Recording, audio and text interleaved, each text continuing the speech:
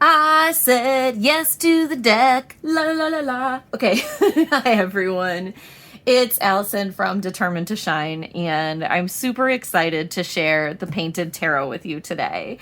If you came here from Lisa Pepez's YouTube channel, then you are in just the right place. If you didn't, you may want to pause this and head over there, or just head over there when you're done watching this video.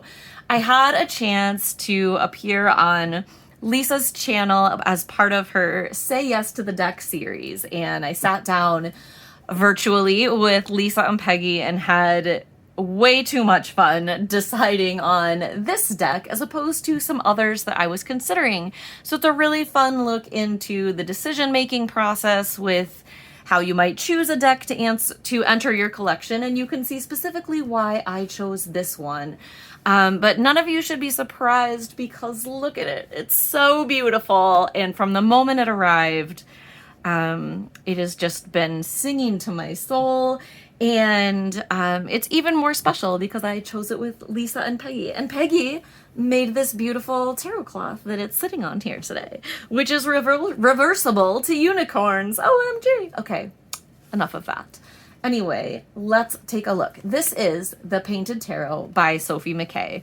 I purchased this from her Etsy shop, and she was kind enough to include all kinds of little prints and even a greeting card to send with an envelope with art from the Painted Tarot, as well as her Painted Runes deck, which I do not have, but let's be honest, that's just a matter of time.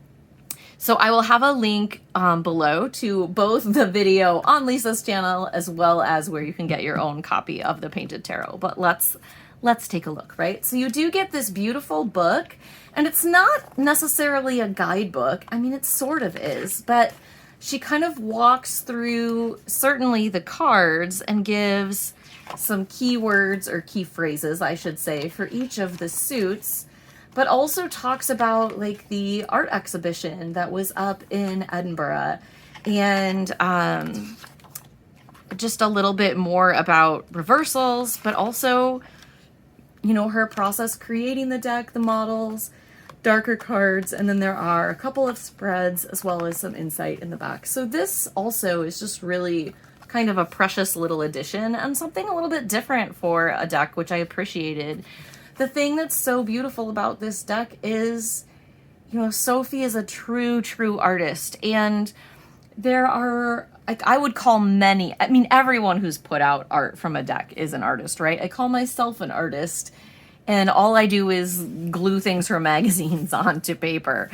But Sophie is a fine artist, and, you know, each painting is just so special. So here is the deck. It does come with this little insert as well, which just gives you a little bit more. And then here are the cards, and this is the card back, and it's the floor from the room where the cards were painted, right? Like how gorgeous is that? Come on. I'm gonna zoom in a hair just to give us a closer look at these cards. Oops, sorry. You know, I'm still not loving my new zoom on this camera, but let's take a peek. I think that's gonna be backwards. Yep, so we're gonna have to go like this. I had to put the deck in order.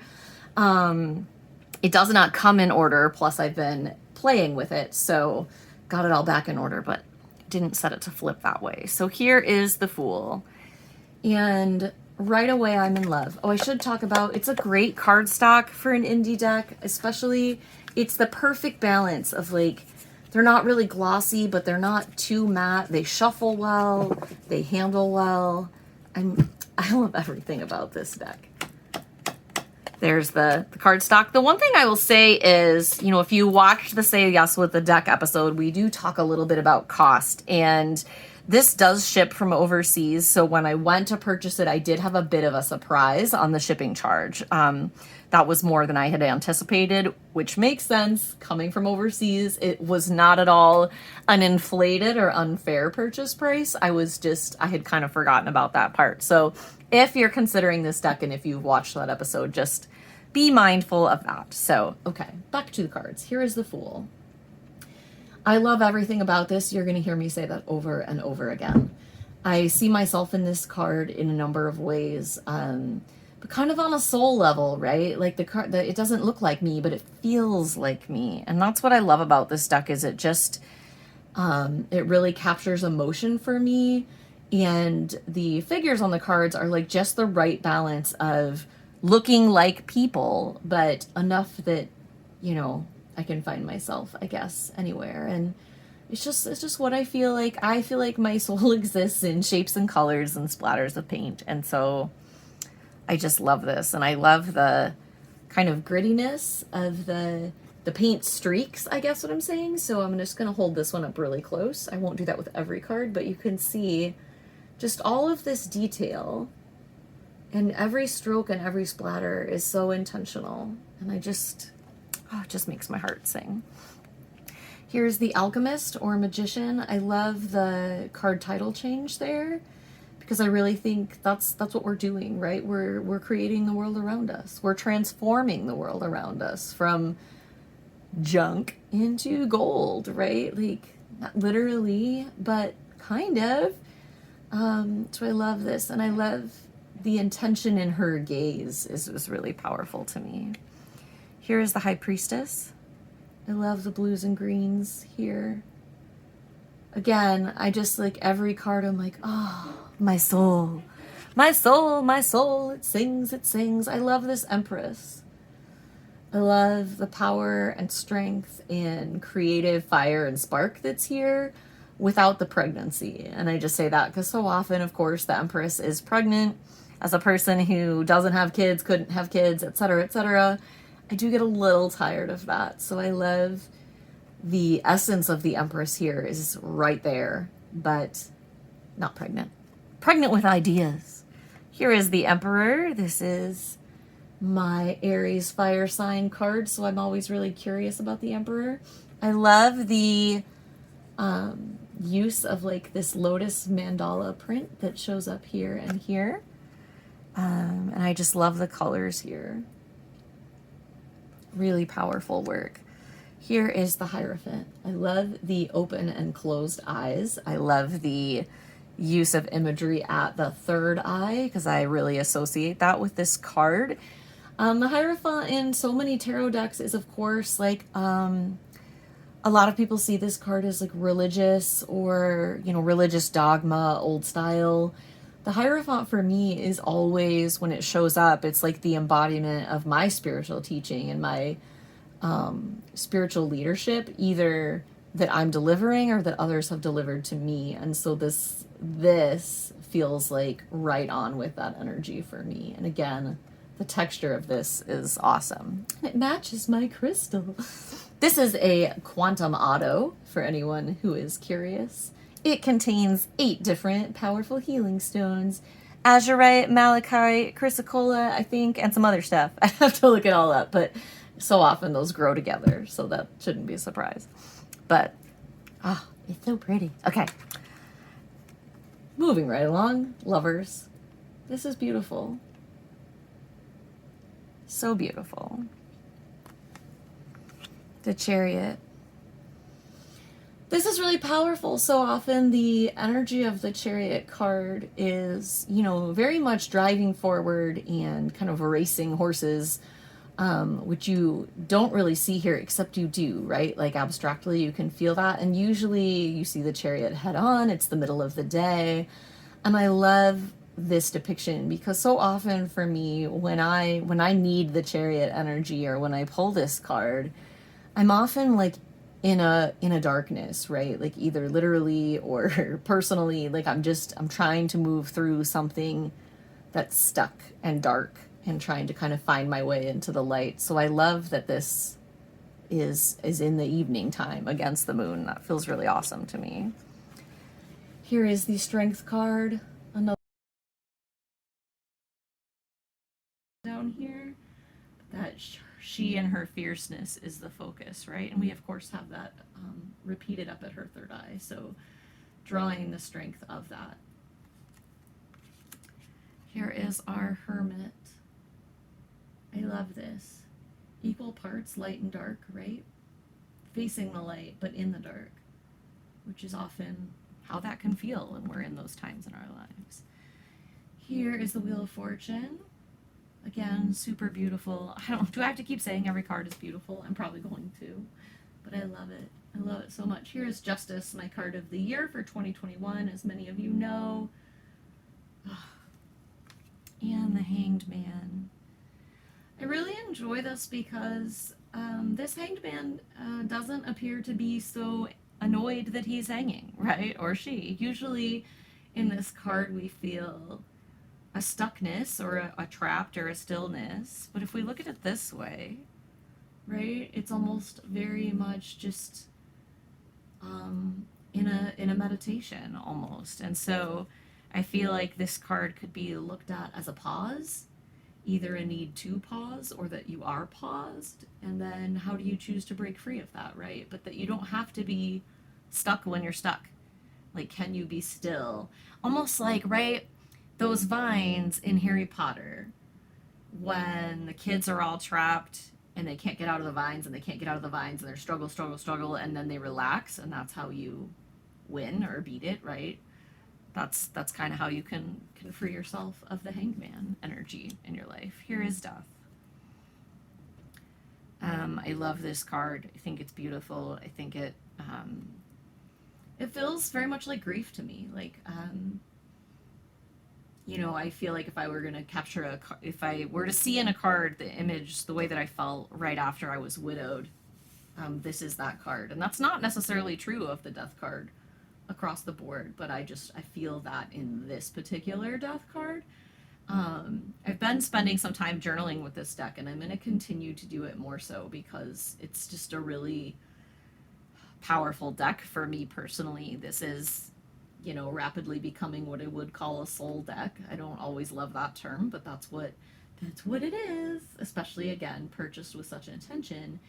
And that's just what that feels like for me. For me, the Death card is usually just about an ending, and then of course can move into a new beginning. And of course, when I lost my husband, that was the case, right? But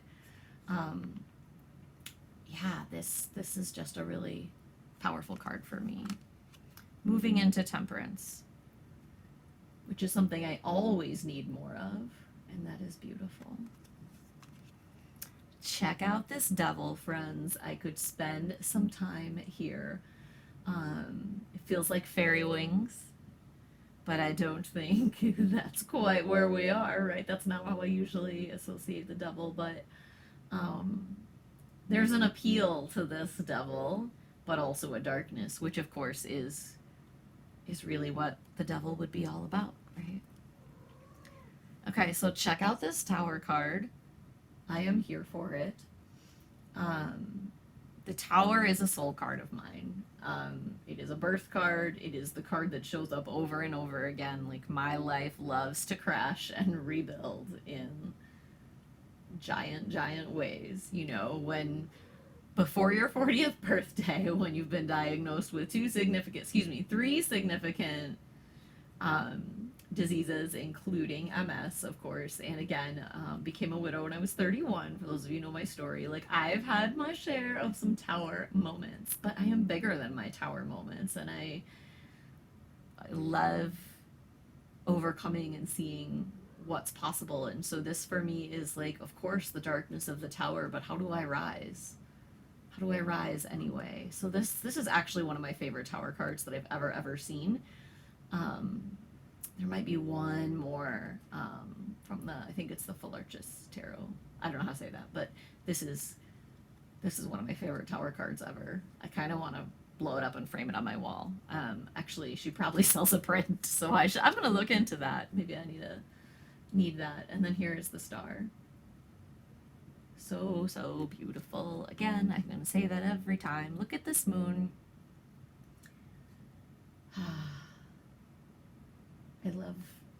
I love everything about it. The sun. This just feels like the sun in summer, right? Like those days when you can feel the fire of the sun in your bones. That's the energy I get from this card, which I love. Here is Judgment. And finishing out the majors, we have this beautiful, beautiful world card, which once again matches my quantum auto stone. So pretty. Okay, let's have a look at the majors, starting with the suit of wands. Here is our ace, 2, the 3. I really love the use of color here. The 4. This might be one of my favorite wands from this deck. Here is the 5. I really like this 6 as well. Just her presence and her face. Here's the 7. And the 8. I don't talk about the wands as much when I do walkthroughs because I don't pull them very often, which is a little bit funny as a highly creative person that's a fire sign, but I pull cups and swords all the time, which is why I always have more to say about those. I think because I'm a person who's in my head a lot, aka swords, and in my feelings a lot, aka cups, but I've been pulling more and more wands lately, which is exciting because I'm really moving into my strength, right? And then someday I'll get grounded and pull some pentacles, but we will see. Anyway, here's the 8. I love that there's still a figure on this card. I often get like mildly annoyed at the 8 of wands because it's usually just some wands in the air and moving along, but I love the beauty of this card. And our 9. Here is our 10 of wands. I love the expression on her face, or yeah, her face, his face, her face, I think. Mostly women in this deck, a couple ambiguous figures and a couple of more masculine figures. Page. Knight. This reminds me of Mulan. She feels like Mulan to me. Queen. I love working with the Queen of Wands when I need some like fire energy. It's a great card for working with, you know, candles and crystal grids and all the things I like to put together. And our King. Okay. Cups, cups, cups. Here are my feelings. And I will have so many of them. Here's the Ace. I love the Ace of Cups. It's like a fresh start of feelings, you know? Our 2. Beautiful card of partnership there. 3. 4 of Cups. I love the color and her hair and the texture, and again, look at, you know, these patterns that are hiding in here. I can't even imagine how long it took to create this deck. I can't remember if the book tells us or not. Here's our 5. And, you know, usually we see like some spilled cups and some empty cups, or some spilled cups and some full cups, but either way you still get that energy where the cups are behind this figure, right? Like you're not looking at what's available. Oh, this is the 6. The 6 of Cups. As we know, I like to call it the alley card. It is the most me card in the minors, that card of remembrance and nostalgia and almost playfulness. Like I feel like the 6 of Cups makes me think of little me, and this does do that. And it also, you know, more and more as I get older in my life, I see myself here and not just here. But yeah, this is so beautiful. Here is the 7. This 8 delights me every time it comes out. Just visually. 9. Wishes fulfilled, right? Great card. And the 10 of Cups. I love that there are many joyful figures on this card. You know, usually the 10 of Cups is like the happy family of 4, nuclear family, like looking off in the distance. And you just get a sense of contentment from this card. Like they're not, you know, gleeful, but they're just contentment. And there's, you know, 5. So like, what does your family look like? What does, you know, your sense of contentment in your chosen family look like? Just awesome. Here's our Page of Cups and the Knight, Queen of Cups, one of my favorite court cards in any deck, but especially in this one. I love the sphere in the here, sacred geometry, and the King.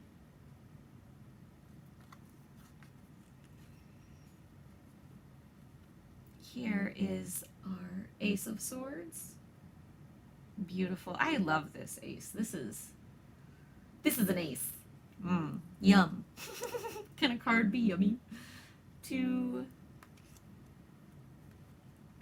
3. There's our broken heart. But she's still growing, right? Even through the brokenness.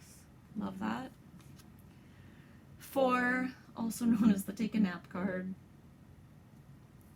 That's what I always think of with the 4 of Swords, because I was in a mentorship with Lisa Robertson, who's created a lot of decks, and I kept pulling the 4 of Swords, and she's like, "Oh, sweetie, just take a nap and go get a cupcake." And so every time I pull the 4 of Swords, I hear Lisa in my head telling me to go take a nap.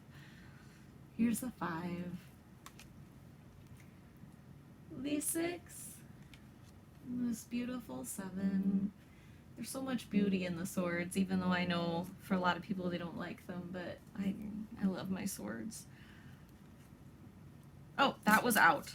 They were out of order. I was like, wait a minute.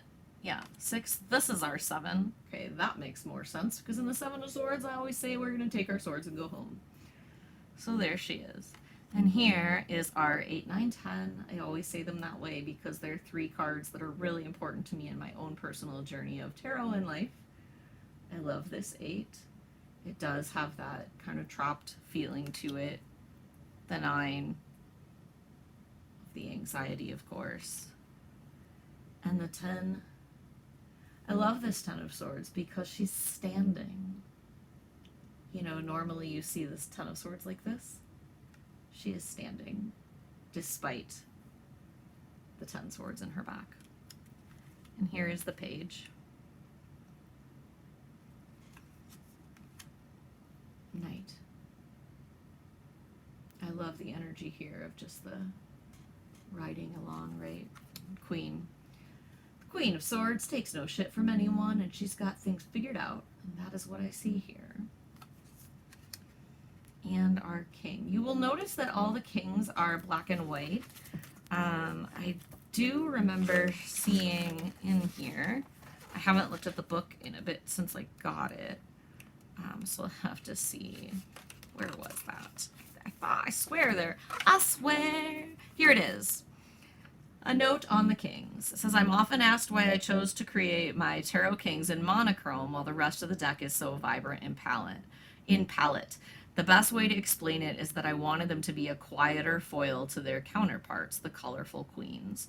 Much of my work over the years has been charcoal-based, dark drawing, and something about the strength of the king energy lent itself well to this medium. I wanted them to be uncompromising in a positive sense and have a clarity that could carry their respective suits in a direct way. So that is why you see the kings in monochrome. Super powerful. This King of Swords. I just read The Raven Boys by Maggie Stiefvater, and there's actually a whole other tarot deck based on those books. It's a series, but this card reminds me of the energy from that book. Highly recommended if you enjoy young adult books. And it has like a lot of tarot and fun things in it, so great book. And our Pentacles. Here is our Ace. Love it. Love it. I love the color. The color, the texture, everything about this deck just sings to me. 3. The 4 of Pentacles. I just get stuck in the cards sometimes. Beautiful, beautiful 5. I love the 6. The energy of the figures here is really powerful. The 7.